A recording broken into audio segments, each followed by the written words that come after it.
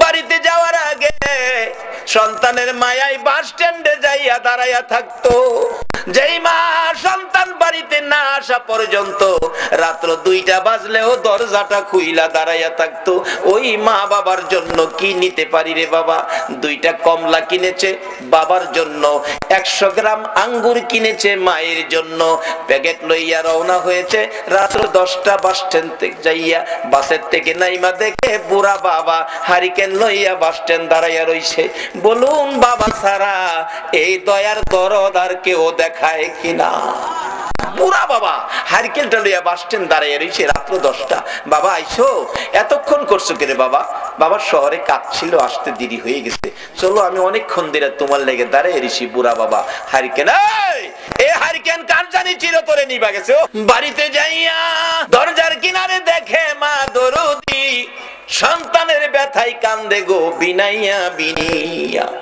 বাবা আইসো, আমি তো তোমার মা, এই ঘরে যাই না দাঁড়ায় রইছি। তোমার বাবা তো বাস স্ট্যান্ড গেছে।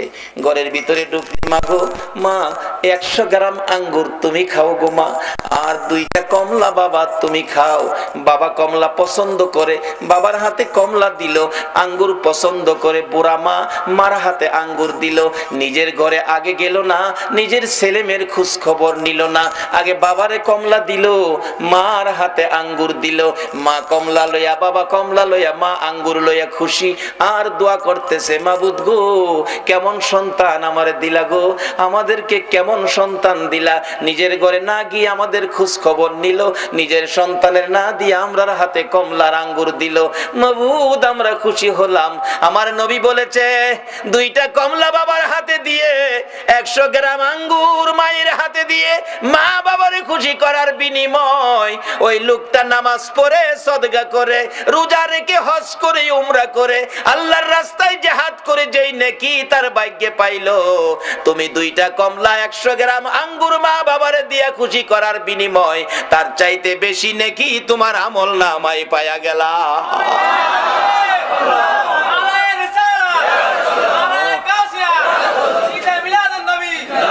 বাবারা মা বাবারে কষ্ট দিয়া মক্কা মদিনায় হজ করতে যাইেন না। একজন হাজী সাহেবের জীবনীতে দেখি উনি 39 বার হজ করে 40 বারের মাথায় হজে গিয়ে আরাফাতের ময়দানে খুশির কান্না কান্দে, প্রভু গো কি আমার নসিব, 40 বার হজ করলাম। গায়েবে আওয়াজ হইতেছে, হাজী 40 বার কেন, হায়াত পায়া 40,000 বার হজ করলেও তোমার হজ কবুল হবে না। আবার কাঁদতেছে, আল্লাহ আমি কি অপরাধ করলাম, কেন কবুল হবে না? গায়েবী আওয়াজ হচ্ছে, হাজী রে একদিন তোর গর্ভধারিণী মায়ের সাথে সাধারণ একটা জিনিস লইয়া কথা কাটাকাটি করে এক পর্যায়ে রাগ হইয়া তোর মারে লাথি মাইরা ঘরের বাইরে ফালাইয়া দিসলি। তোর মা লাথি খাইয়া গলা কাটা মুরগির মতো লাফাইতে ছিল, কলিজাটা ফাইটা গেছে রে, বিদায় হয়ে গেছে। বিদায় মুহূর্তে 2টা হাত বাড়াইয়া বলেছিল, মাবুদ এই সন্তান পেটে লইয়া গো রাত্র ভরে কোনোদিন ঘুমাইতে পারছি না। 7 মাস 8 মাস যখন বয়স বাচ্চার পেটের ভিতরে ছিল, আমি যদি মা ঘুমিয়েছি নড়াচুরি করতে গেলে তার পায়ের লাথি আমার কলিজায় লাগছে, ঘুম থেকে উঠে বসে গেছি, আবার নড়াচুরি করছে, হাতের কনি কলিজায় লাগছে, দাঁড়াইয়া গেছি। জীবনে কত রাত্র দাঁড়াইয়া দাঁড়াইয়া কাটাইছি, না ঘুমাইয়া রাত্র কাটাইছি, ছেলের লাথি কনি খাইয়া গো আল্লাহ। তারপরে দুনিয়ায় আসবে প্রসব ব্যথায় কলিজা ফাটা ব্যথা সহ্য করেছি, আজকে কি সেই সন্তানের লাথি খাইয়া দুনিয়ার থেকে বিদায় হব? মাবুদ গো বিচার তোমার কাছে দিয়ে গেলাম, এই বিচার তুমি কইরো, আমি মা বিদায় হলাম। বিচারটা দিয়েই মা দুঃখিনী দুনিয়ার থেকে বিদায় হয়ে গেছে। আমার আল্লাহ বলেন, হাজী রে লাথি দিয়া মার কলিজা ফাটাইয়া মারে দুনিয়ার থেকে বিদায় করে দিয়ে আরাফাতের ময়দানে 40 বার হজ করতে আইসা কান্দো, আমি আল্লাহ জানিয়ে দিলাম রে, মার কলিজা ফাটাইয়া 40 বার কেন, 40,000 বার হজ করলেও তোমার হজ আমি কবুল করব না। আমার নবী বলেছে তোমার মা বাবাই তোমার হজ, তোমার মা বাবাই তোমার নামাজ, তোমার রোজা, তোমার মক্কা, তোমার মদিনা, তোমার মসজিদ, তোমার মা বাবা হলো তোমার জান্নাত। সব ঠিক আছে, মা বাবার সাথে সুতা পরিমাণ বেশকম চরিত্র আচার আচরণ ব্যবহার যদি খারাপ থাকে সব শেষ হয়ে গেছে। কারণ মা বাবার উসিলাতেই আমরা দুনিয়াতে আসছি, মা বাবার উসিলাতেই আমরা দুনিয়াতে আসছি। মা বাবা যদি কষ্ট স্বীকার না করতো, ছোটকালে যখন বিছনাত পায়খানা করতাম মা যদি পরিষ্কার না করতো, তাহলে এই পায়খানাত ফইরা থাইকা ঠান্ডা কইরা দুনিয়াতে মইরা গেলাম বলে এই সময় একটু প্রস্রাব পায়খানা মা আমাদের শরীরে থাকতে দেয় নাই। বাবা একটু রোগ হইলেই রাত্রে রিক্সা পাইছে না, গাড়ি পাইছে না, সন্তানটা কোলে লইয়া অন্ধকারে দৌড় মারছে ডাক্তারের কাছে। ডাক্তারখানা বন্ধ, দরজায় দাঁড়ায় বাবা কাঁদছে, ডাক্তার সাহেব দরজাটা খুলেন, আমার বাবার অবস্থা ভালো না। ডাক্তার বলছে এই মাত্র খালি শুইলাম, অন্য ডাক্তারের কাছে যান। বাবা চোখের পানি ছেড়ে ডাকতো, ডাক্তার তোমার দুইটা ভাইয়ে ধরি, আমার বাবারে বাঁচাও। এই দরদি মা বাবা ছাড়া পৃথিবীতে কেউ নাই। এই মা বাবার যদি কেউ কষ্ট দিয়ে থাকেন তাইলে আর নামাজ পড়েন না, রোজা রাখেন না, হজ জাকাত কিচ্ছু করেন না, কোনো কাম হইতো না। আগে মা বাবার দরবারে যান, বলে হুজুর কেমনে যাইতাম, মা বাবারে 10 বছর যাবত 12 বছর যাবত কষ্ট দিতেছি। আজকে মাহফিল শেষে মা যে ঘরে থাকে যায় খালি একটা ডাক দেন, মা বাবা কই, মা বাবা কই। এই দুইটা শব্দ দুইজনে শুনলে দেখবেন আনন্দে আত্মহারা দরজাটা খুলে দিয়া বলবে, বাবা রে তুই কেমনে রে আমারে বাবা কইছস, মা কইব আমারে কেমনে মা কইছস। মাগো ভুল করছি, তোমাদের সাথে ব্যবহার খারাপ করছি, মাপ চাইবার লেগাইছি। মা বাবা দেখবেন দুজন কইব, বাবা মাপ চাইতে হইতো না, তুই যে মা কইছস বাবা কইছস এতেই আমরা তোরে মাফ করে দিছি। এই মা বাবা যদি কবরে থাকে বলে হুজুর মা বাবারে কষ্ট দিছি, আর মা বাবা তো কবরে, এখন কি করব? মা বাবার কবরে যান, কবরে গিয়া মা বাবার জন্য কান্দেন। কি কি কইয়া কানবেন? আল্লাহ শিখাইছে রব্বির হামহুমা কামা, এইভাবে কানতে থাকেন। যদি আপনার চোখের পানিতে মা বাবা কবর থেকে নাজাত পায়, রুহানি ভাবে কবর থেকে আপনার অপরাধগুলি মা বাবা কবর থেকেও ক্ষমা করে দিব। কিন্তু কান্দার সিস্টেমটা কি? কবরে যাবেন, অনেক হুজুররা কইব কবরে যাইেন না, কোনো ফতুয়া মানেন না, মা বাবার কবরে যাইেন। কবরে যাইয়া মা বাবার কবরের পশ্চিম পাশে দাঁড়াবেন। পশ্চিম পাশে কেন? আমরা কবরে লাশটা যখন রেখে দেই পশ্চিম দিকে কাত করে দেই, পশ্চিম দিকে কাত করে দেই। আর আমরা কবরে গেলে মা বাবার কবরে কিতাবে আসছে মা বাবার কবরের পশ্চিম পাশে দাঁড়াইয়েন, পূর্ব পাশে দাঁড়াইয়েন না। মা আবার এই পশ্চিম দিক থেকে পূর্ব দিক হইয়া তোমারে দেখবো, এটুক কষ্ট তুমি মারে দিও না। পশ্চিম পাশে দাঁড়াও, আর সাথে সাথে কোরআন তালাওয়াত দুরূদ ইস্তিগফার পাঠ কইরো না। কেন? সাথে সাথে কোরআন তালাওয়াত দুরূদ ইস্তিগফার পাঠ করতে থাকলে একটা নূরের পর্দা এসে তোমার মুখটাকে ঘুরে ফেলে। কাজে তোমার মা তোমাকে মন ভরে দেখতে পারে না। মা সন্তান দেখার স্বাদ আছে কিনা বলো? বাবারে মারে দেয় না, জিনিসপত্র দেয় না, মার খাবার দেয় না, কোনো কিছু দেয় না। এরপরও দেখেন সন্তানটা বাড়িতে বাইরে যায় সময় কেউ তাকায় না, কিন্তু মা কিন্তু তাকায় থাকে, একটা আশা করে তাকায়। বাবারে একবার যদি আমার দিকে চায় আমার একটা মা কইয়া যাইতি। সন্ধ্যার সময় বাড়িতে আইব, সব ঘুমায় রইছে, মার কোনো খোঁজ খবর নাই না। এরপরেও বলুন সন্তান ঘরে না ঢুকা পর্যন্ত মার চোখে ঘুম আইছে কিনা? একটু পরে পরে বাচ্চার মারে ডাহে, কি গো আব্দুর রহমানের মা আমার ছেলেটা আইছে, অথচ ছেলে তার খবর নাই না। মা কিন্তু খবর না নিয়ে পারে না। বলতেছিলাম যে মা আপনাকে আমাকে দেখার জন্য ব্যস্ত থাকে, কবরে যাইয়া ও সন্তান কবরের পাশে গেলে মা ছেলেকে দেখতে চাই, বাবা ছেলেকে দেখতে চাই। নির্দেশ হলো কবরের পাশে যাইয়া কিছুক্ষণ চুপ করে দাঁড়াইয়া থাকো। তোমার মা বাবা তোমাকে মন ভরে দেখো, মন ভরে দেখতে চাই। দুনিয়ার জমিনে কত বাস্তব ঘটনা, মারে ভাত দেয় না, মার খোঁজ খবরও নেয় না। তারপরও ছেলেটা ডাকাত থেকে আইসা বৃহস্পতিবার সন্ধ্যায় শনিবার সকালে যেদিন চলে যায়, মা পিছে পিছে এতিমের মতো যায়। একবার যদি ফিরে চাইতি রে বাবা, আমারে মা কইয়া ডাক দিতে খুশি হইতাম। ডাকও দিল না, ফিরেও চাইলো না, রিকশায় উঠে গেছে। রিকশায় উঠে রিকশা টান দিয়ে ওই মোড় ঘুরে যখন এদিকে যাইতেছে, মা এদিকে দিয়া দেখে না, দৌড়াইয়া বাড়ির পিছনে যাইয়া তাকাইয়া রইছে। আমার ছেলে যাই গো, একবার ফিরে চায় না। যত দূর পর্যন্ত দেখা গেল মা ওই রান্নাঘরে পায়খানার কিনারে দাঁড়াইয়া সন্তানের দিকে তাকাইয়া থাকে। বলুন এরকম দরদ মার সন্তানের জন্য আছে কিনা? কিন্তু মার জন্য আমরা কি করলাম? আমরা কি করলাম মার জন্য? আমার নবী নিজেও মা বাবার জন্য পাগল ছিল, উম্মতের এই আদর্শটুকুন দিয়ে গেল। বাস্তব ঘটনা, আমার নবীর বয়স যখন 6 বছরে পৌঁছে নাই, আমার নবী সঙ্গীদের সাথে মাঠের মধ্যে ছিল। বিকাল হয়ে গেলে অন্য বন্ধুদের বাবা এসে টান দিয়া কোলে নেয়, 2 গালে চুমো দেয়, আর কত খেলবি, চল বাড়িতে যাই।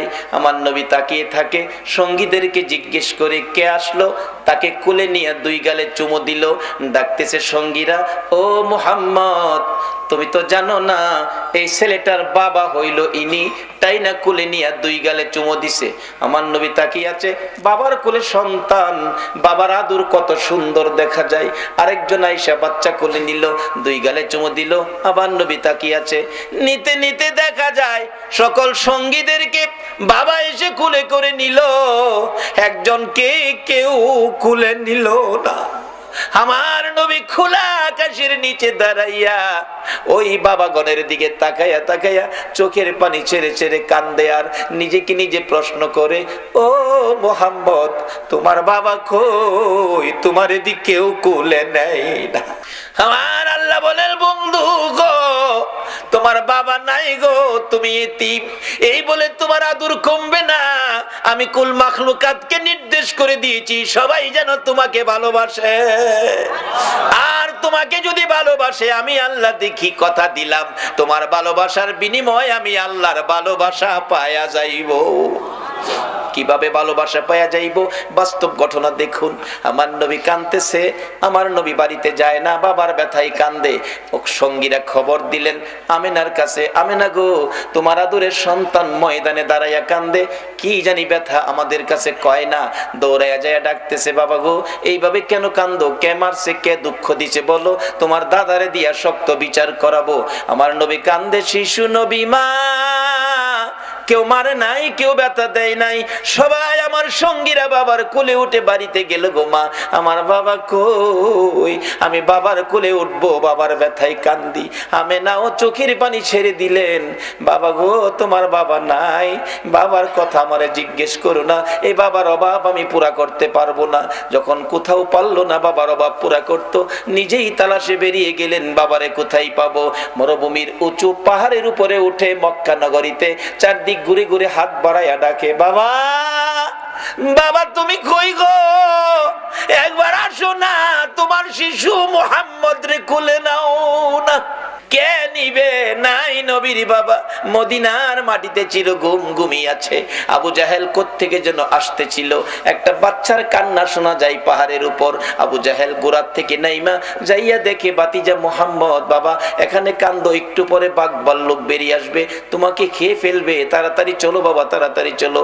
নিচে নামাইয়া গোড়ার পিছনে বসাইয়া আবু জাহেল সামনে বসে গোড়াকে চাবুক মারতেছে, গোড়া রে বিপদ হবে তোর, বিপদ হবে আমার, বিপদ হবে আমার ভাতিজার, তাড়াতাড়ি চল, তাড়াতাড়ি চল, আমিনার কাছে পৌঁছে দেই। আবু জাহেল এত জোরে মারতেছে, গোড়া তো বসার থেকে উঠে না।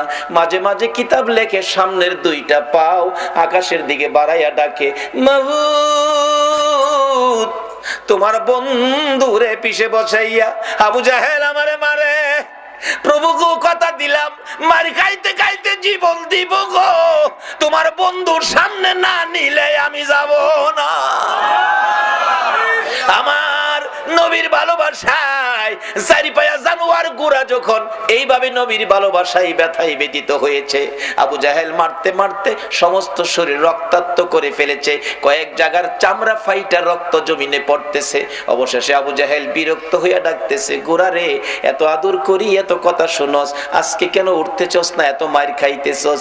গোড়া ডাকতেছে, প্রভু গো তোমার নবীর ভালোবাসায় হাত বাড়াইলাম, আমার জবান খুলে দাও না গো বন্ধু। আমার আল্লাহ বলেন, গোড়া রে আমার বন্ধুর ভালোবাসা বাসায় গেলি আমার ভালোবাসা পাইলি, যা যা মানুষের মতো কথা বলার অধিকার দিয়ে দিলাম। একটা চারি পায়া জানোয়ার যদি নবীর ভালোবাসায় গেলে আল্লাহর ভালোবাসা পাইয়া মানুষের মতো কথা বলার অধিকার পায়, বলুন এই নবীর পক্ষে যাইয়া নবীর কথা মানলে, নবীর ভালোবাসা দিলে আমার আল্লাহর ভালোবাসা আমরা পাইব কিনা? নবীজি ডাকতেছে, আমি দেখি আমার চাচা আবু জাহেল এত মায়ের মারলো, গোরা অবশেষে মানুষের মতো কথা বলতেছে। এরে আবু জাহেল, তোর কি মায়া নাই আর কত আমারে মারবি? তাহলে তুই ওটা বসার থেকে উঠোস না কেন? গোরা ডাকতেছে, আবু জাহেল রে, না ওটার কারণ হলো পিছনে যারে বসাইছো ইনি হলেন রাহমাতাল লিল আলামিন, সকল সৃষ্টির জন্য। যেই নবী করুণা, যেই নবী রহমত, এই নবীরে পিছে বসাইয়া তুমি সামনে বসে বেয়াদবি করবা, আমি গোরা মার খাইয়া জীবন দিব, আমি বসার থেকে উঠব না। আমার নবী পিছনে বসে আছে, তুমি সামনে বসে থাকবা, আমি চলতে পারি না, জলদি করে সামনে আনো নবীকে, তাহলে আমি সামনে চলবো। আবু জাহেল কই, বাতিজা বাজান সামনে আইও। নবীজির সামনে বসাইছে, গোরা চলছে নবীর ভালোবাসায়, গোরা আল্লাহর ভালোবাসা পাইয়া মানুষের কথা বলার অধিকার পাইল। বাড়িতে পৌঁছে দিলে মা আমেনার কাছে, আমেনা তোমার ছেলেরে বাগে খাইতো, আমি যদি না দেখতাম। আমেনা মুস্কি মুস্কি হাসি, আবু জাহেল আমার এই ছেলের বাগে খাওয়ার সাহস কেমনে জানো তুমি? আমি জানি কেমনে, যেদিন আমার এই সন্তান পেটে ছিল এদিন জঙ্গলার বাঘ এসে আমারে সালাম করে আমারে খবর জানায় গেছে। আমেনা গো, তোমার কপাল ধন্য, তোমার পেটে রাহমাতাল লিল আলামিন। যেই নবী পেটে থাকলে বাঘে সালাম করে, এই নবীরে বাঘে খাইতে পারে না।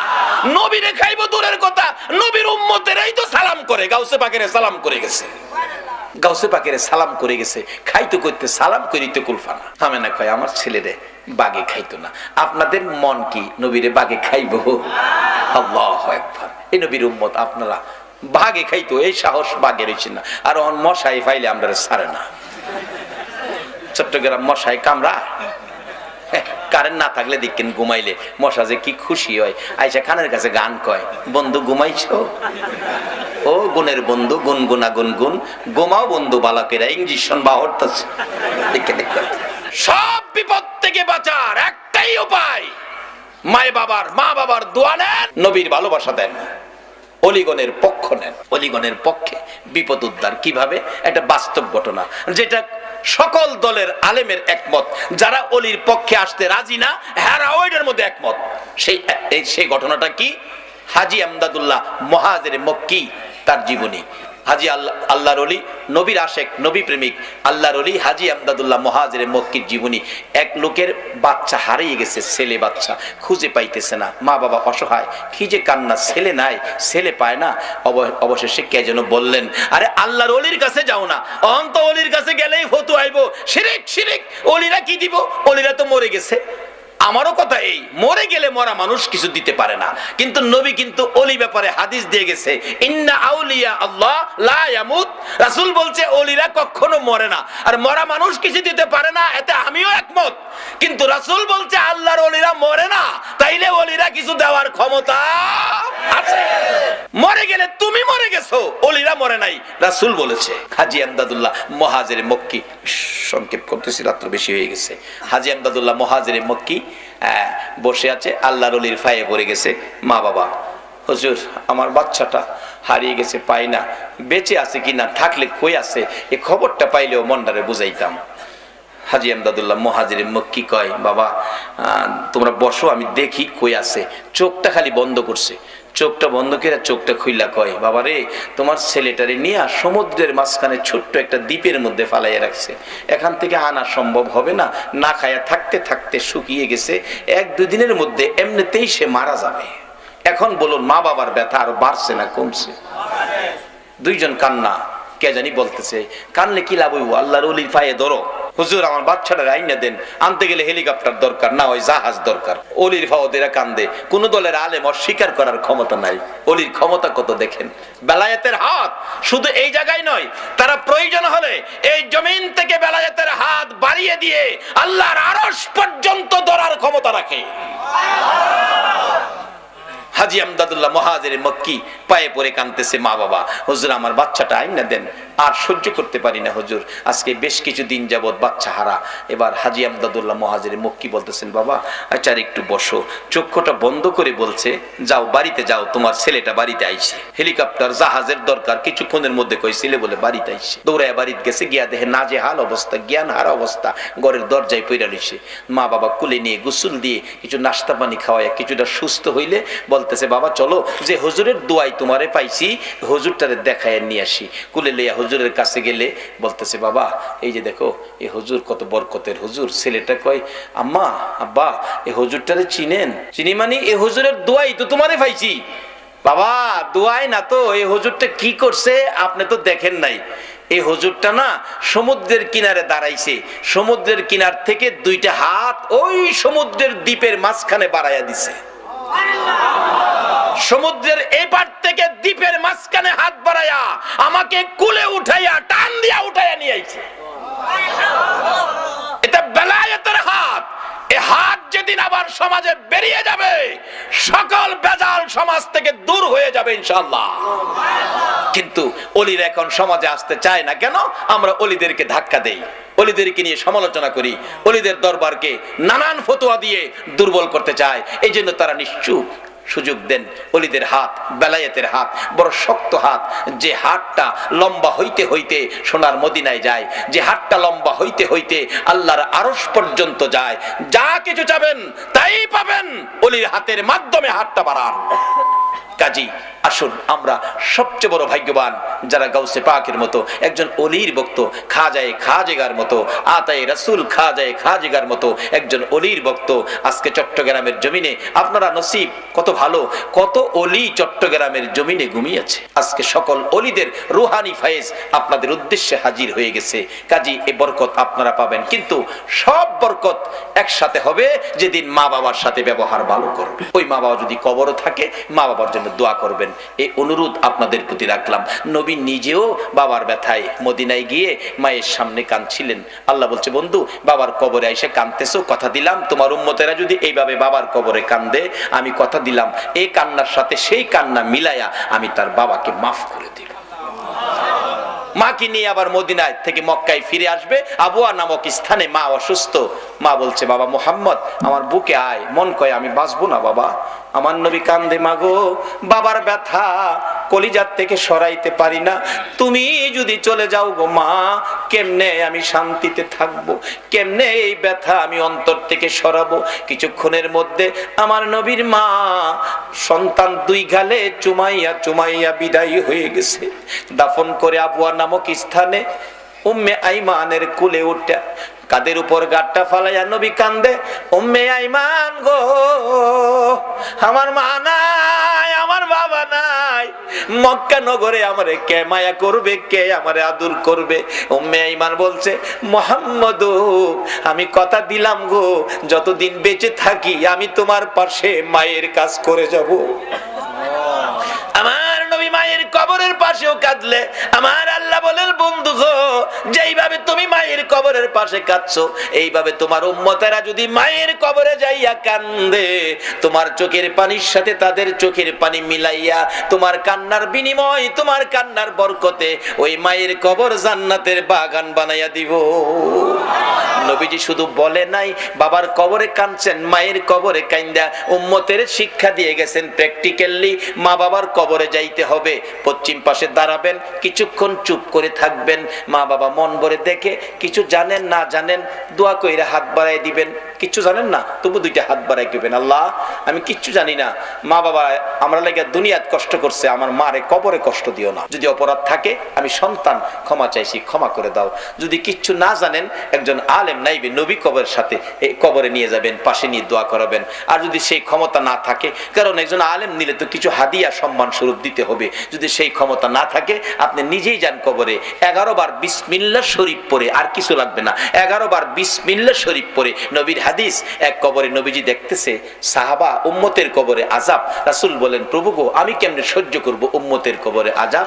জিবরাইল আইকে, হুজুর আল্লাহ পাঠাইছে 11 বার বিসমিল্লাহ পড়ে দোয়া করে দিতেন। নবীজি 11 বার বিসমিল্লাহ পড়ে হাত বাড়াইছে, দেখে হাতের ফাঁকে 11 জন বেহেশতি হুর কবরে ঢুকতেছে। রাসূল বলেন, এই হুরে সর্দার, কি ব্যাপার, তোমরা আসছো, দাঁড়াও, কি ঘটনা, এখন এসে গেছো? হুজুর, আপনি যে 11 বার বিসমিল্লাহ পরে দোয়া করছেন, এর বরকতে তারকে জীবনের তরে মাফ করে দেওয়া হয়েছে, এর বরকতে 11 জন হুর বাজেট হয়েছে, কিয়ামত পর্যন্ত তার কবরে তারে খেদমত করা হবে।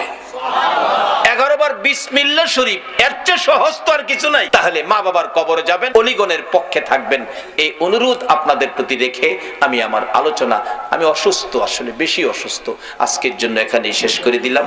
আসুন একটু দরুদ ও সালাম মদিনা পাঠাইয়া আপনাদেরকে নিয়ে দোয়া করে, ইয়া নবী সালাম।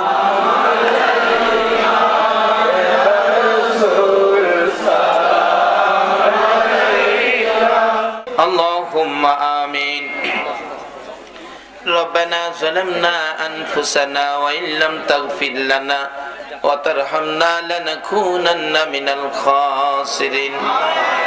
رب ارحمهما كما ربياني صغيرا.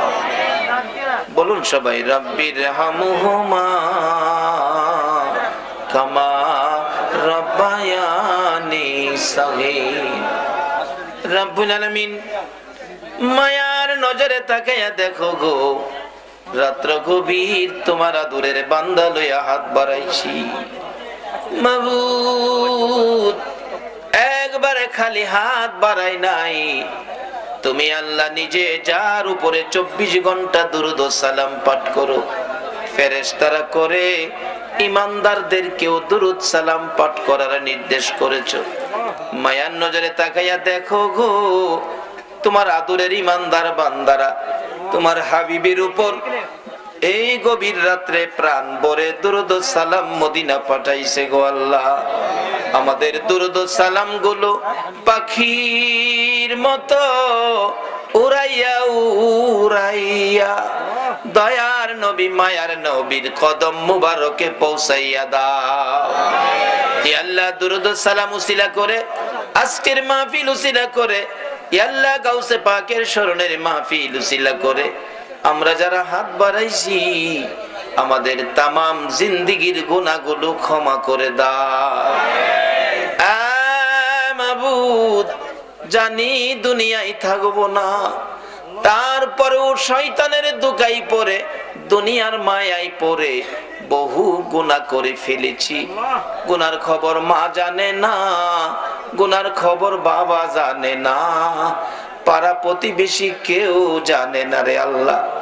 গুনার খবর জানো তুমি আল্লাহ। মাবুদ, আখিরি নবীর উম্মত বলে এ গুনার খবর কাউরে জানাইও না গো আল্লাহ। এই মাহফিলে আমরা যারা হাত বাড়াইছি, ওলি আল্লাহ গণের রুহানি ফায়েজের উসিলাই, তোমার নবীর ভালোবাসার উসিলাই, আজকের মাহফিলে আমরা যারা হাত বাড়াইছি, আমাদের সকলের জীবনের গুনাহগুলো ক্ষমা করে দাও। মাবুদ, ক্ষমা চাইলাম জীবনের গুনাহ, ক্ষমা যদি না করো কবে জানি মৌতের চিঠি লইয়া আজরাইল আইসা যায়, কবে জানি চারজনে দৌড়ে দৌড়ে টাইনা টাইনা বাহির করবে, উঠানের কিনারে পর্দা টানাবে, নাকে কানে তুলা লাগাবে, বড়ি পাতার গরম পানি জীবনের শেষ গোসল করাবে। মাবুদ, আদরের সন্তানেরা গো এতিম এতিম এতিম হবে, লোকেরা এতিম বলে মাথায় হাত বুলাবে, আদর করবে। সন্তানেরা বাবার লাশের পাশে দাঁড়াইয়া ডাকবে, বাবা আর কি এই বাড়িতে আসবা না? আমরা কি বাবা বলে আর তোমারে ডাকতে পারবো না? আমরা রে এতিম করে সাদা কাফন পরে কই রওনা হইলা গো বাবা।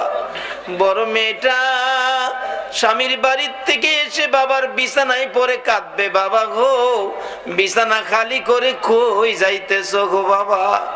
ওই দিন আসার আগে আজকে আমরা যারা হাত বাড়াইছি, মেয়ে বুঝি না, পুরুষ বুঝি না, যুবক বুঝি না, বুড়া বুঝি না, নামাজি বুঝি না, বেনামাজি বুঝি না, আজকের মাহফিলের উসিলায় আমরা সবাইকে মাফ করে দাও গো আল্লাহ। মাবুদ, জীবনের গুনাহ ক্ষমার আসার দরখাস্তের পর আরেকটা দরখাস্ত করি, তুমি কিন্তু রাগ হইও না। আমি জানি না আজকে হাজার হাজার মানুষ তোমার কাছে হাত বাড়াইছে, কার মনে জানি কি দুঃখ কি ব্যথা, কার মনে জানি ব্যথা। মানাই গো মানাই, ও দরদি মা, যে মার দিকে তাকাইলে কলিজা ঠান্ডা হইয়া যাইত। শত দুঃখ লইয়া মা মা কইয়া ডাক দিলে প্রাণ ঠান্ডা হইয়া যাইত। যে মার চেহারার দিকে তাকাইলে একটা কবুল হজের নেকি পাওয়া যাইত। এ মায়ের অভাবী কে জানি হাত বাড়াইছে গো আল্লাহ, আমি নিজেও মার অভাবী হয়ে গেছি। এতদিন তো শুধু বলতাম মা হারা কথা, এখন নিজেও বুঝেছি মা হারা কত ব্যথা। মাহফিল শেষে গাড়িটা বাড়িতে গেলে 2টা 2:30টাও কোনদিন হয়েছে।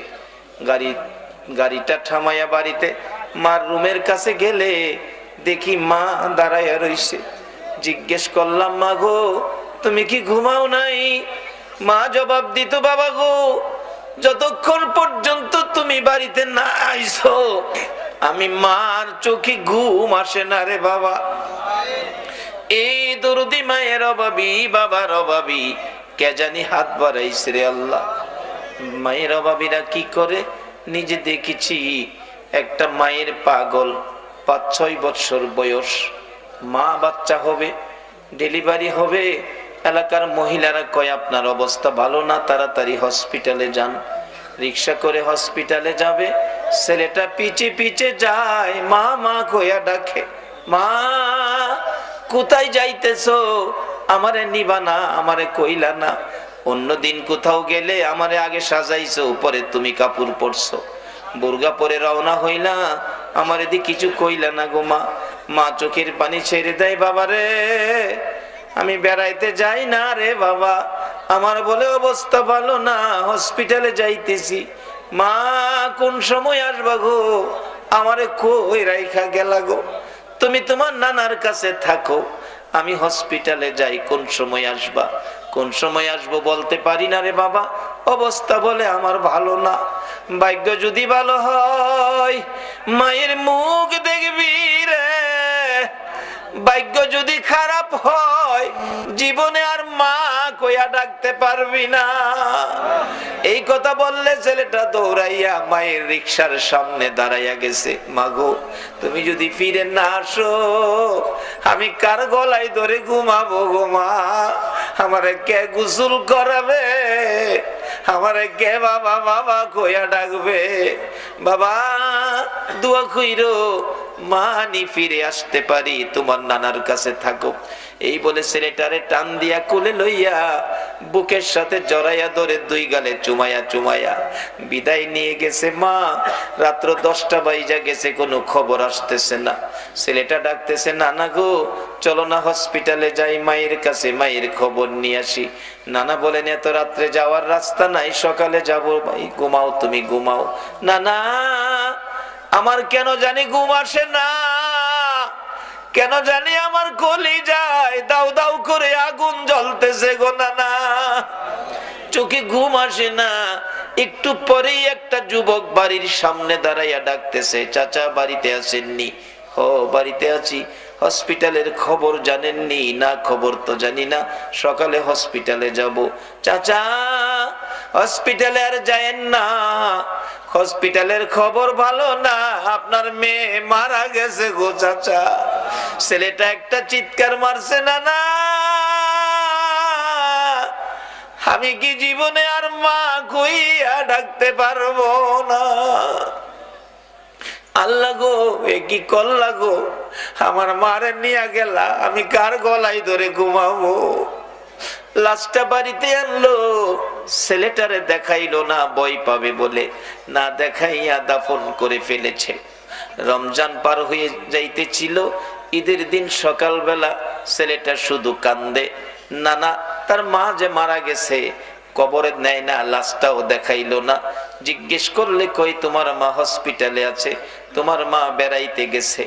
ঈদের দিন ছেলেটা কাঁদতেছে, নানা গো কত ছেলে রে মা গোসল করাইতেছে গো, আমার মা আজকের দিন কোথায় রইল গো, আমারে কি গোসল করাবে না গো? না, ছেলে কান্না শুনে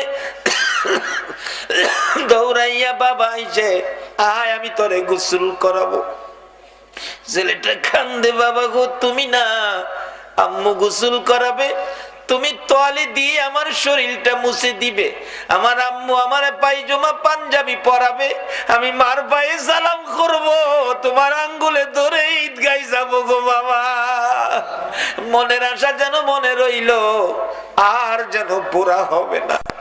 বাবা ডাকতেছে, না না তোমার আম্মু এখন আসবে না, চলো আমার আঙ্গুলে ধরে ঈদগাহে যাবে, গোসল করাই, জামা পরো, সেমাই খাও।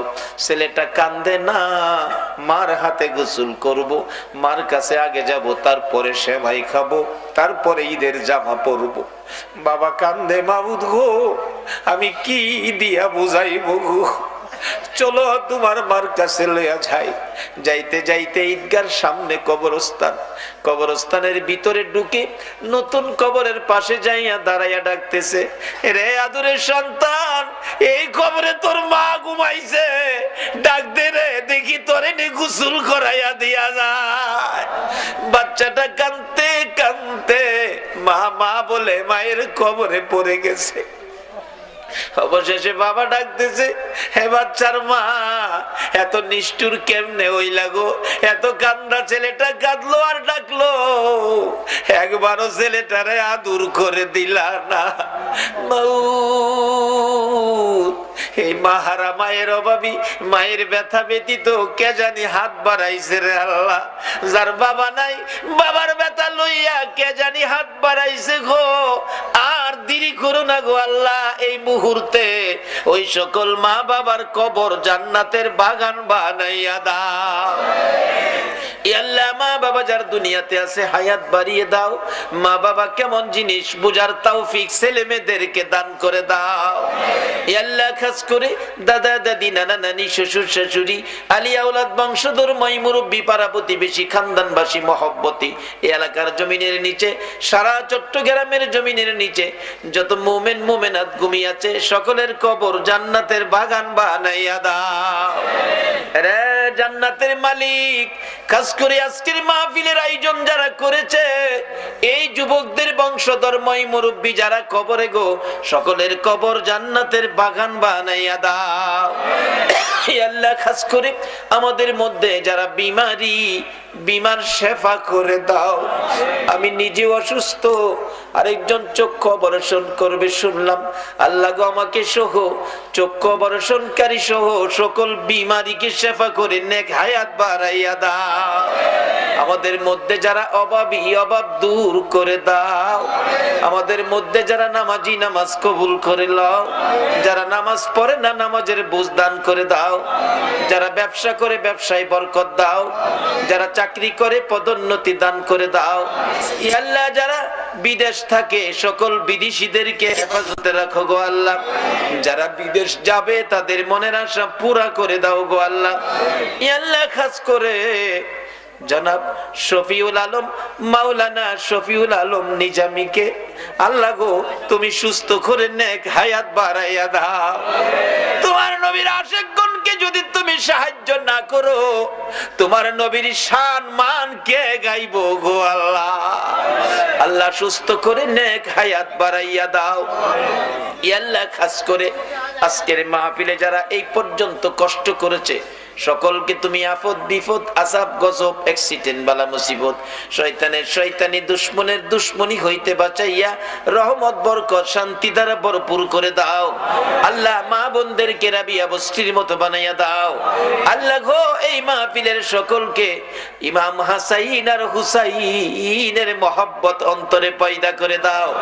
নবীর ভালোবাসার মালা সকলের গলায় পরাইয়া দাও দয়ার নবীরে। একদিন ঘুমের ঘরে স্বপ্নে দেখাইয়া দাও। নবীজিকে স্বপ্নে না দেখাইয়া কারো গায়ে সাদা পোশাক পরাইও না গো আল্লাহ। ইয়া আল্লাহর একটা দরখাস্ত করি, গাউসে পাক আল্লাহ গো, গাউসে পাকের পাগলগুলো এত রাত পর্যন্ত কষ্ট করেছে আল্লাহ গাউসে পাকের রুহানি ফয়েজ, খাজা বাবার রুহানি ফয়েজ। আল্লাহ গো, চট্টগ্রামের জমিনে যত ওলি আল্লাহগণ ঘুমিয়েছেন, আল্লামা গাজী শেরে বাংলার রুহানি ফয়েজ, হযরত করম আলী শাহ রহমাতুল্লাহের রুহানি ফয়েজ সহ চট্টগ্রামের জমিনের নিচে সকল ওলি আল্লাহগণের রুহানি ফয়েজ আমাদেরকে নসিব করে দাও। গাউসে পাকের গোলাম হিসাবে আমাদের সকলকে তুমি কবুল করে নাও গো আল্লাহ। মাবুদ গো, আজকের মাহফিলে দূর দূরান্ত থেকে আসছে আবার গাউসে পাকের গোলাম, তোমার নবীর গোলাম, যারা যেখানে যাবে সহি সালামতে পৌঁছাইয়া দিও গো আল্লাহ। ইয়া আল্লাহ, হযরত করম আলী শাহ রহমাতুল্লাহ আলাইহি স্মৃতি সংগঠন, এই যুবকদের সংগঠন তোমার মায়ের হাতে দিয়ে গেলাম। কিয়ামত পর্যন্ত এই সংগঠনের পক্ষ থেকে এই মাহফিল তুমি কায়েম রাখো গো আল্লাহ। এই যুবকদেরকে বেশি বেশি করে নেক হায়াত বাড়াইয়া দাও গো আল্লাহ। মাবুদ গো, যতগুলো দরখাস্ত করলাম মাহফিলের উসিলাই, দুরূদ ও সালামের উসিলাই, গাউসে পাকের রুহানি ফয়েজের উসিলাই সবগুলো তুমি কবুল আর মঞ্জুর করো গো আল্লাহ। ওয়া সাল্লাল্লাহু তাআলা আলা খায়রি খালকিহি মুহাম্মাদিন ওয়া আলা আলিহি ওয়া আসহাবিহি আজমাইন বিহাক্কি লা ইলাহা ইল্লাল্লাহু মুহাম্মাদুর রাসূল।